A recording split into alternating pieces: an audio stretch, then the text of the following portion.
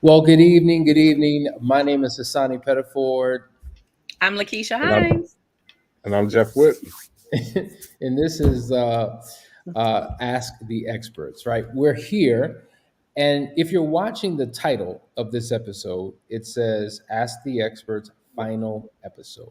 Okay, so I just want to make the announcement that this is the last episode that we're going to do of Ask the Experts. If you've been following us for a while, we spent Fridays dedicated to Q&A. We're going back to that platform in the morning at 9 a.m. So make sure that you tune on that day.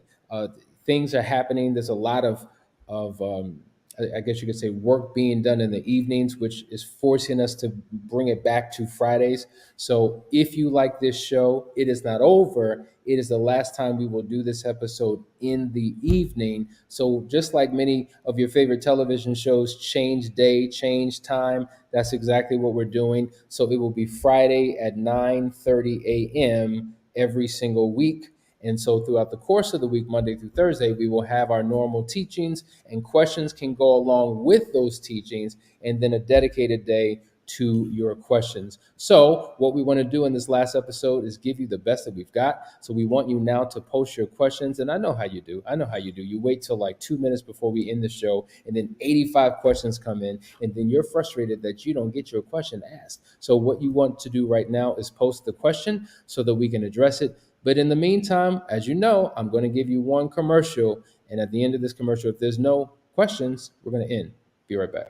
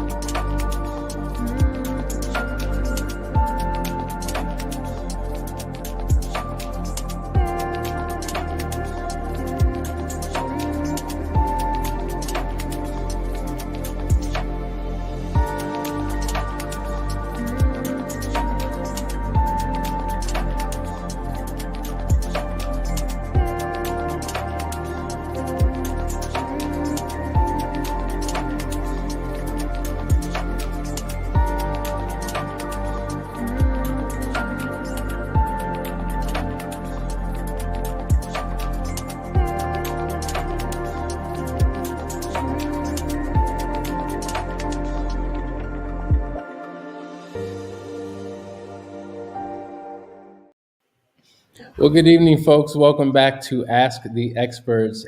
We have a couple questions. We're going to dive right in. Corliss has a question. Let's see what she says. She says, "Good evening.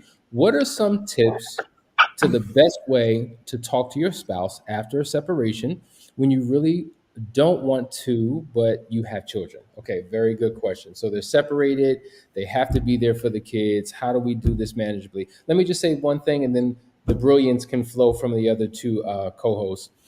The best gift that you can give your child is the relationship you have with your spouse or the co-parent, because children will pick up your energy.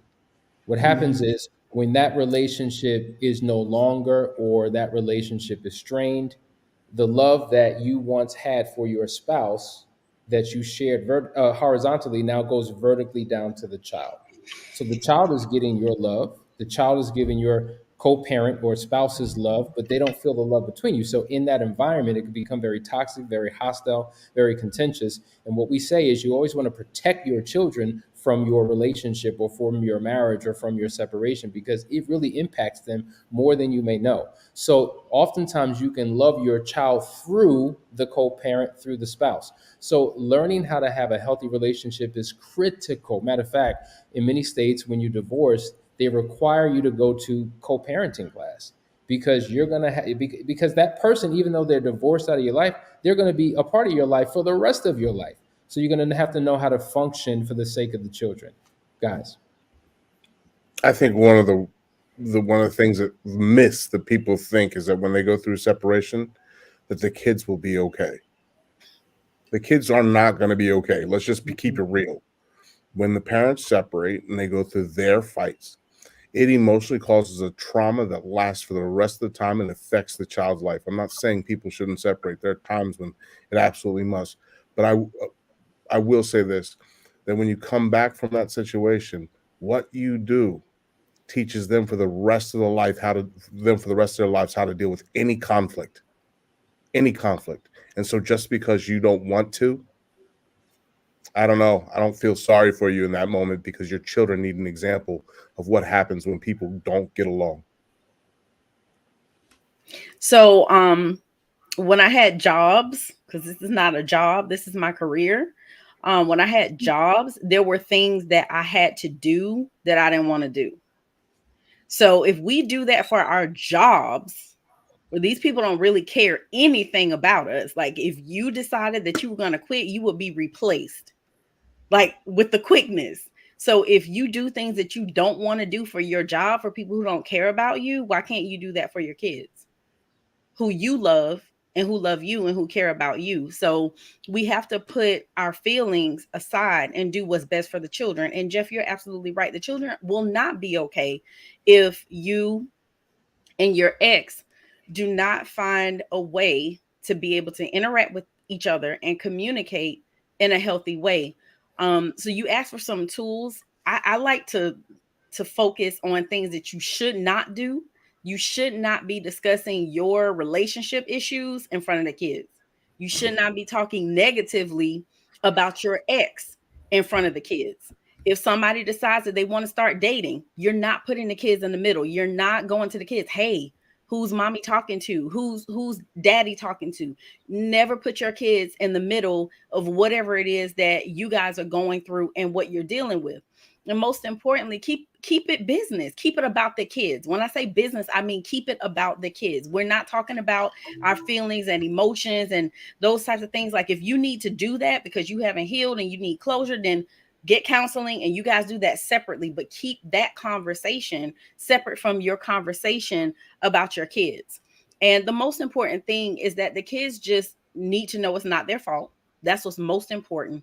You want to make Mhm. sure that the kids are emotionally stable as much as humanly possible. And while you guys may not get along, you may not like each other, you still need to make sure that you're respecting each other, especially in front of your kids, because you're still setting an example for them. You're teaching them how to handle conflict and how to deal with difficult situations and to deal with people that you don't necessarily like. So you're still modeling the behavior that you want your kid to see. Excellent, excellent answers, guys. I need to ask my husband some deep questions about his emotional affair, questions that he has not been ready to answer before, but I need to know, are there pitfalls I need to avoid? Absolutely. The biggest pitfall that you could do is try to do this alone. I'm not Mm, kidding you here when I say this. When you go through this alone, you may dig deeper than you want to dig, not because it's the answer that you want answered. It's just what happens sometimes is we go from trying to get the answers that we need to heal to throwing daggers. and we start using that to throw daggers when you're in pain and you're throwing daggers as well as trying to heal, it doesn't work. It's like getting surgery done on you, right? And then going after the person that caused you to have surgery at the same time. It just doesn't work. You need to deal with the healing process first and let the anger will subside from the healing.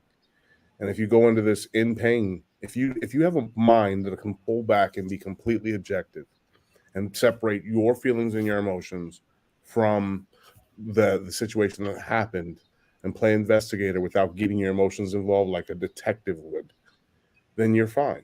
But if not, you need help.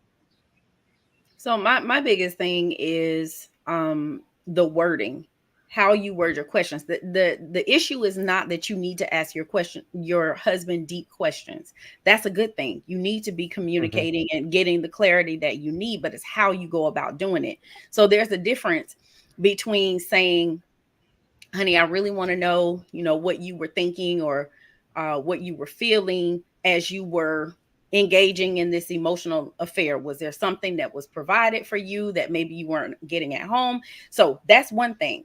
But if you go into it saying, how could someone who claims that they love me and care about me do this in such a devastating way? That is disgusting. It's ridiculous. I would never have done something like that to you. So it's all in your wording. Are you coming from a place of understanding, or are you coming from a place of being ready to throw daggers, as Jeff said? So it's all about how you ask those questions. And then, are there pitfalls you need to avoid? I'm saying specifically, your wording is everything. Try to avoid words like always and never. You always make me feel this way. You never do what I ask you to do. You never listen when I'm talking to you. You never directly answer my question. So try to avoid using those words. And again, just really take the time to think about what it is that you really want to know so you can be strategic with the wording of your questions. And then I would say, in addition to those brilliant answers, if those things work, which they should, meaning when I say if they work, meaning if he's open to communicate, right? Mhm. Let's just say he's still not, because the truth is, I know many individuals who said, I'm not comfortable. I'm not comfortable talking about it unless there's a third party there, somebody who can kind of help us sort out these truths. Because you have to understand, when you have this conversation, if he is completely 100% honest and transparent, it's like D-Day. You're experiencing a new discovery that you may not be prepared for or know how to deal with. And so your Mhm. emotional reaction could be one of his greatest fears. And so I would always encourage you having those type of conversations with somebody who can facilitate the discussion. Mhm. I Right. just And want to that's mention real quick. I saw Carlish Shaw. think this is important. She says I should have mentioned they are teenagers. This is in reference to the Yeah. separation. Doesn't matter. Doesn't matter whether they're teenagers or not. In fact, it may actually cause more damage to a teenager Yes. than it does to a 4-year-old. Yes. Because they're more aware. And you can They're say also one going through thing. hormonal changes that Oh are my in the gosh. middle of relationships themselves. Yeah. I mean, you can say one thing with your words, but they're looking at your body language, they're looking at Mhm. your tone. They're smart. You can outsmart a 5-year-old, but a 15-year-old is gonna be a little bit more Mm-mm. challenging. And So they will have questions for you. Trust and believe. yeah. We All right, see let's it go with to another. adult children. We see it Yeah, with adult absolutely. children too, 26, Absolutely. 27, 28 years old. Yeah. Here's another question from a question from Denise. What should you do about your partner not wanting other females to know on Instagram that you're in a relationship? Find another Bye. partner. Exactly. Bye. Sorry. Especially if they're just a partner. No, that's not okay. Like, why are you keeping me a secret? What do you have to hide? What do you say, Jeff? If you have nothing to Bye. hide, Yeah. Men who hide have nothing to nothing. Hide hide nothing. nothing. Yeah, So exactly. I counseled a couple, and this was the situation. He was a fitness trainer. And then I have counseled another person. He was like a personality. Okay. And Oh, his yeah, that. attitude was, well, if I tell my clients that I'm Mm-hmm. in a relationship, they will no longer want to be my clients. And so, okay, so Mm-hmm. they have an ulterior motive by hiring you in the first place. Like, Right. there's certain careers and certain environments where all types of inappropriate behavior is just like apparent. And think Speak on about that. going into a gym. You know, my wife and I go into the gym a couple times a week. And listen, whether people are intentional or not, there's a whole lot of flesh all over the place. Whole lot of Mhm. tight, skimpy outfits, cleavage showing, butts, just everything. You could see everything, right? Biceps and triceps. Those two, biceps and triceps too. And so it's so for him, it's just like, okay, you don't want anybody to know because that is the place where you do what you do. And so to me, if I'm in a relationship, the world's going to know. What am I hiding for? Because by covering that up and not letting the world know, I'm giving the world a false impression about my relational status, which further makes my spouse or my partner feel some type of way. And so many partners have to hide in the dark for the sake of someone's reputation, and they never feel loved, they never feel accepted, and eventually if they dealt with that for a long time and went along with it, it all comes out because it's a suppressed emotion that will explode at some point and cause a problem in the future. Here's the deal. At the end of the day, in the fitness business, I always like a lot of the males that work in the fitness business get two types of clients: gay men and females. That's just how it works for men. And then the other side, it's a little different. Unfortunately, we still have a lot of chauvinism and things like that going on. But here's the deal: the fact that he will not admit it, period, or put it out publicly, is the problem. Because the truth of the matter is that ring will not stop anything going on in the gym. Anyone who's been in any kind of gym culture, I just observe. I don't talk to nobody in my gym. I've been there 9 months and don't even know anybody's names. But I observe the happenings that go on in the gym. Marriage never stopped anyone from doing anything. You know who stops people from doing something? The person who wants to do People. something. I don't Yeah. talk to no one. First thing that comes out of my wife when a female talks to me, period, is something about my wife and how wonderful she is. Seriously, that's how you stop infidelity. You just talk about how great your wife is. You'll watch people just be like turned off and by. Excellent point. All right, here's another question. When is the next date for Unearthed in April? Thank you. It's actually March 16th. It starts on March 16th. So make sure you go to the description because there is a link to register at that time. So there it is, guys. March 16th. Let me get rid of that. Okay, can you see that? So if you haven't signed up, there's still space to do so. All right. There's another question. This is a very interesting question, right? Listen to this. How can you get comfortable making choices to make a better connection with your spouse when you never got chances to make decisions growing up? Wow. Good. All right, I got you. So, like a lot of people have this issue, believe it or not, especially when they come from cultures where I'm from, where I'm at right now. I'm sorry, not where I'm from. But you actually see this happen when people come from more restrictive cultures where decisions are usually made by a head of a family, and they're not allowed to make choices at all themselves. They're made for them. You also see this in several communities within America that are a little more restrictive.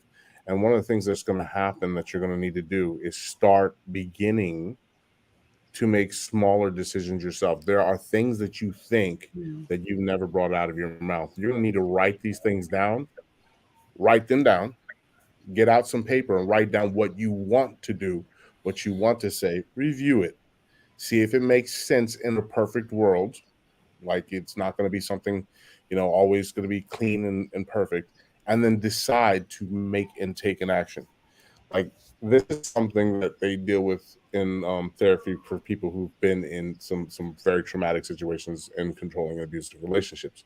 They have to go through this process of actually figuring out what they want to do, making a decision, and taking small actions in small areas. So, like if you have 10 things that you wrote down in a week, you have to pick one and do one, and it has to be done in that week. So that way you're actually taking action towards that connection.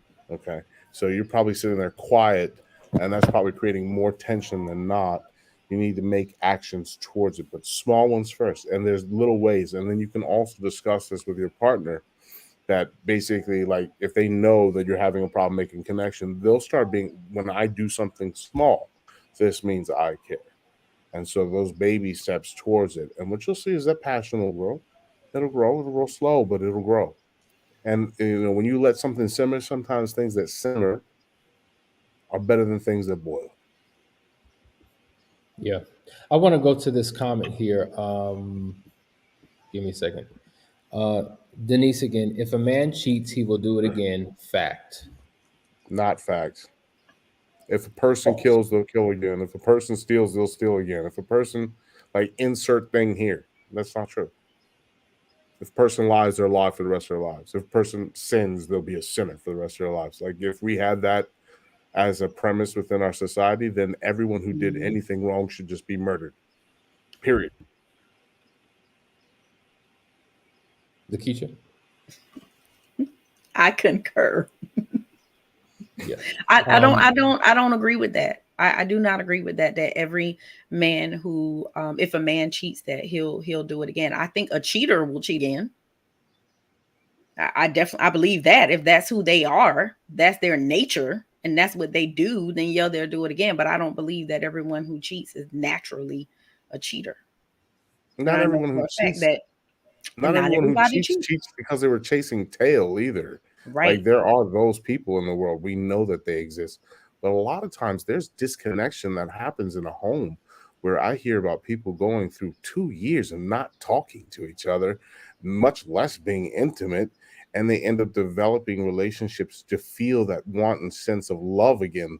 And you hear that I hear that more from men about that than I do, like, man, I think I have a problem.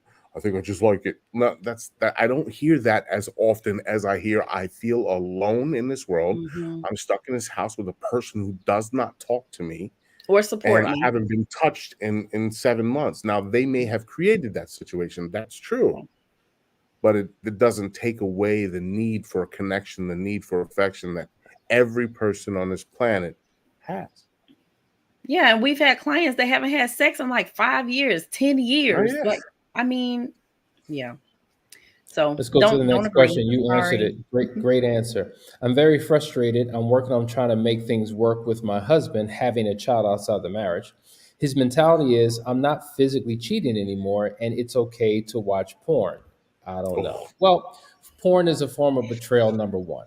Porn, any statistics have proven that men in particular who watch porn a lot, it actually makes them lousy lovers. Okay, because in porn it is male fantasy, it is women pleasing men, it is women who's hot in 2.3 seconds, they're lusting and thirsting for sex, and you're dealing with these professionals who are doing all of these sexual acrobats, and it can change a person's desire for what they want in the bedroom, and it will cause them to see their spouse in a different way. When everything's perfect, there's no stink breath, there's no nappy hair, there are no varicose veins, there are no issues in pornography. Everything is just everything we've imagined it to be. And then you have your normal real life spouse, laying next to you, and your desire change. I mean, there's been so many studies on porn, and it talks about the effect on men, those who watch it, and the effect on their wives.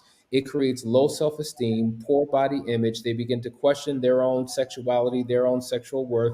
Now you have women who refuse to get naked in front of their spouse. The lights have to be off. We can only do certain positions. It can cause them to sexually shut down because your focus and your attention is on something other. So you must find that more attractive.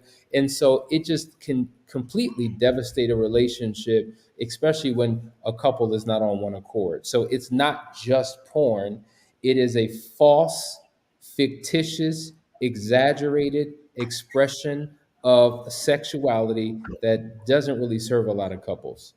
Keisha. Yeah, I'm sorry, she goes on to say because he is not physically cheating, he is okay to watch. Like, I'm tired of telling him how I feel and how can he even think of porn or anything. He had a child. He was scared. Now acts again like it's okay. If it's a problem for you, it's a problem for you all. If it's an issue for you, then he has to take note of the fact that this is an issue for you and be willing to do things differently. We talk all the time about how you need to affair proof your marriage. And as Hassani said, this is a fantasy type of thing. So it's still him stepping outside of reality to seek pleasure elsewhere instead of looking for that pleasure from you. So to me, it's a gateway, just like, research has shown that marijuana is a gateway for other drugs or whatever. Like porn is to me a gateway for cheating. And here's another thing that I people think people miss a lot. I know you guys don't miss it, but I'm talking about people miss a lot. Is that sometimes porn is also a way to manage lack of connection. Mm-hmm. And so, but the problem is, it's like drugs. When you go after drugs, you're looking for something to replace it. Like typically, most drugs, like cocaine, replaces dopamine. And so you're looking to replace it by flooding your system with this extreme version of it. The problem is that normal doesn't feel normal anymore. Right. And so you end up doing more and more and more. You end up hitting some place that you don't want to go, and you're scared, and you turn back. Well, here's the problem. That's the same problem with porn, is you're replacing a natural, uh, you're replacing certain, natural hormones with something that's not present. There's one thing that's missing. The one thing that's missing with porn that is present in a relationship is one chemical, oxytocin, the bonding chemical. And so if you're using porn as a way to treat the fact that you feel lack of connection in your relationship, it will not work because you cannot bond with your computer. There's no chemical being produced, oxytocin, that actually creates the bond. It's a bond between a parent and a child. It's a bond between two best friends, and it's a bond between, you can't do that with a computer. It's completely impossible. So the person who's trying to choose porn as a way to kind of deal with some frustrations in a relationship is actually just making it worse, because they're getting used to having one thing without the other. And that's troublesome. Great points, guys. Here's a great question. My husband and I have sex 24/7. Didn't stop him from cheating. Now, I want to address Right. this because many people would think, oh man, sex every day, all Yeah. day, every day, Lot. that must be phenomenal. It could be a huge sign of unhealth in either the person or the relationship. So, anytime we come across couples who are having a whole lot of sex, but yet they're in counseling, there's a reason why. Mm-hmm. Oftentimes, for one of those two partners, there is this insatiable desire that cannot be quenched. And so, when you're dealing with the four types of an affair, one of the four is what we would call sexual compulsion, where they have this craving to have, to obtain, to get. And if there's a burning desire and craving within a person to always get it, even though you're giving it to them 24/7, that desire is still there. And so oftentimes these are people who will go out and find in others what they feel like they cannot find in their spouse. And if it's some insatiable desire that's driving them, then can that desire ever be satisfied? And oftentimes there's a deficit within that person, and they're longing to fulfill the deficit, and they're using the wrong thing to get their need met. And so there could be an addiction here. There's many couples that we've dealt with where a spouse will willingly give their spouse what they want and never say no, but they feel enslaved sexually to their spouse. And there's nothing healthy about it. And they argue about it all the time. And can I have a break? Do we have to do it tonight? And it becomes like a very uncomfortable situation for not only the spouse, but it has an impact on other areas of the relationship. I want you two to weigh in on this. When people seek their happiness outside of themselves through actions, whether they be actions of daring or actions of passion, it's usually a strong reflection of an insecurity within. We seek happiness in objects, people's places, and things. And the stronger our desires for that, that just shows that the pattern that something's going on inside that's even less fulfilled. Because there's no happiness out there in things. You find happiness within. And if you're looking for it in other places all the time, whether it's pleasure or something else, extreme pleasure, um, imbalance that may be there is coming from a deep-seated sense of insecurity. 1000%. Yeah. So just because you're having sex 24/7 doesn't mean it's good sex. Doesn't mean both parties are enjoying it. It could be duty sex. We're doing it out because Hassani, you mentioned having this insatiable desire, right? That could be on the part of one of them, but the other person could be doing it because they're afraid that if I don't give it to you, that you're going to cheat. And then that's not fun. You're not enjoying that. Like, so it means nothing that you're having sex 24/7. And people don't cheat, as Jeff mentioned earlier, all the time because of an issue with sex. It's usually a connection issue, and we connect in multiple ways. Honestly, physical is last if you think about it. You want to have a mental connection with someone, an emotional connection with them, and if you are a believer or you're a spiritual being or you believe in a higher power, you want to connect spiritually, and then the physical typically follows. Being connected in all of those other areas is what makes sex magical and wonderful. Absolutely. Excellent points, guys. Here's another question. What do you do when you have tried everything and your spouse makes light of everything they do, like contacting women and say they changed, but it's only been 3 weeks? Do you Well, have what I would say, boundaries in place? Sorry, yeah. go ahead. No. What I would say is whatever you make light of, you're forcing your spouse to make a big deal of. We call it the binocular effect, right? You put binoculars on, you can turn it this way, it gets smaller, this way it gets bigger. And oftentimes the person who's doing something that's damaging to the relationship has a tendency to minimize. When you minimize, you force your spouse to maximize. When you minimize, you're justifying your behavior, you're making light of it. It's no big deal. And so this is a person who hasn't understand the gravity of their actions and will continue to do it because they don't get it. Right. So I think one way to change behavior is to become self-aware of the destruction that the behavior is causing. And if he has not gotten to that point yet, he's going to continue to do what he's always done because it's no big deal. And here's the other thing at the end of the day. I always really pay attention to the opening of people's questions because they always start with something that has an affirmative that typically is not true. I tried everything. Typically shows me that someone has a focal view that means that there's something else that they could have tried. Have you tried Last Chance Weekend? I just wanted to put that out there. Last Chance Weekend, guys. That's what it's all about. The Last Chance Weekend is probably the most requested service that we have, that people call in for because they're looking for something completely different than what they've had for the last couple of months, couple of years. They want to get out of their crazy cycle. They want to get out of their desperation. They want to get out of their emotional disconnect. They want to get out of the strife, but they just don't know how. And when you come there for that particular weekend, not only do you get the answers, but you get the support and the accountability to get you out of your struggle to a better place. Mm-hmm.